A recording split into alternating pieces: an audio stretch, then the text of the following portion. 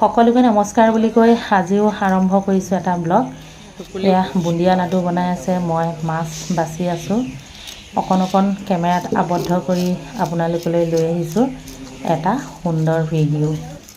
মাছ বচা কামটো মই বহুত বেয়া পাওঁ জানেনে, উপায় নাই। যি কি নহওক, কোমোৰা, পিঁয়াজ, মচুৰ দালি, এইফালে মোৰ মছলা থোৱা টেমাটো দেখুৱাই দিছোঁ। ক'লা বগা কেৰাহীত উতলি আছে তেল। এইফালে চাওকচোন, বৰষুণ পৰি পৰি গোটেই পানী পানী হৈ আছে। মানুহজনক কৈ আছোঁ, আজি 4-5 বছৰ হ'ল চৰ্টখন ঢালা, ইয়াত ঢাকনি এখন দিব লাগে কৈ আছোঁ, কিন্তু মোৰ কথাটো মানুহজনে কাণ দিয়া নাই।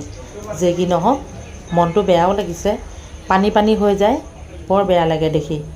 প্ৰথমে এতিয়া মই মাছখিনিকে ভাজি লওঁ, তাৰপাছতে আপোনালোকক দেখুৱাই আছোঁ আজি মই কি ৰান্ধিম।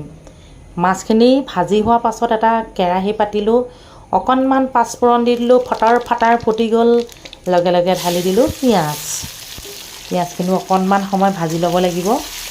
লগতে মোৰ ক'লা বগা কেৰাহীটো বেছি ক'লা হৈ গৈছে নি বাৰু ক'বচোন আপোনালোকে। ইটা মাৰি মাৰি একদম বালি মাৰি মাৰি ধুওঁ, তথাপিতো ক'লা বগা কেৰাহী। যি কি নহওক, পিঁয়াজখিনি ভাজি লৈ দালিখিনি যোগ কৰি দিলোঁ। 5 মিনিটমান দালিখিনি খুব ধুনীয়াকৈ ভাজি ল'ম। কিয় কওকচোন, সোৱাদ লগাকৈ হ'ব তেতিয়া খাবলৈ। এয়া ভাজি ভাজি এতিয়া মই এটা বস্তু যোগ কৰিম, সেইটো হৈছে এয়া, মন কৰক, বগা বগা কোমোৰাখিনি মিহি মিহিকৈ কাটিছোঁ আজি। খুব ধুনীয়াকৈ দালিৰ লগত এতিয়া পিঁয়াজ দি পেলাই ভাজি লৈছোঁ। তেজপাত 2 কিলামান দিছিলোঁ, আপোনালোকক নক'লোঁ বাৰু, এয়া আপোনালোকে দেখি আছে চাগে।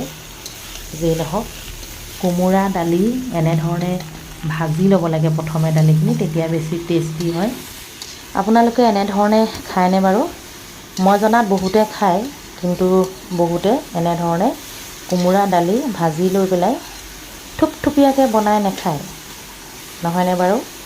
আমি কিন্তু মাজে মাজে খাই থাকোঁ, আপোনালোককো দেখুৱাই থাকোঁ। এয়া উতলি আছে থুপথুপীয়া কোমোৰা। মাছখিনি দুভাগ কৰি লৈ ডাঙৰ ডাঙৰ মাছবিলাক দি দিম এতিয়া কোমোৰাৰ লগত। কোমোৰা মাছ খাই বহুত ভাল লাগে, আপোনালোকে জানেনে? আৰু লগতে পথাৰৰ লোকেল মাছ নিশ্চয় আপোনালোকে চিনি পাইছে। আচলতে পথাৰৰ নহয় দেই, মই মিছা কৈছোঁ, বিলৰ মাছহে হয়।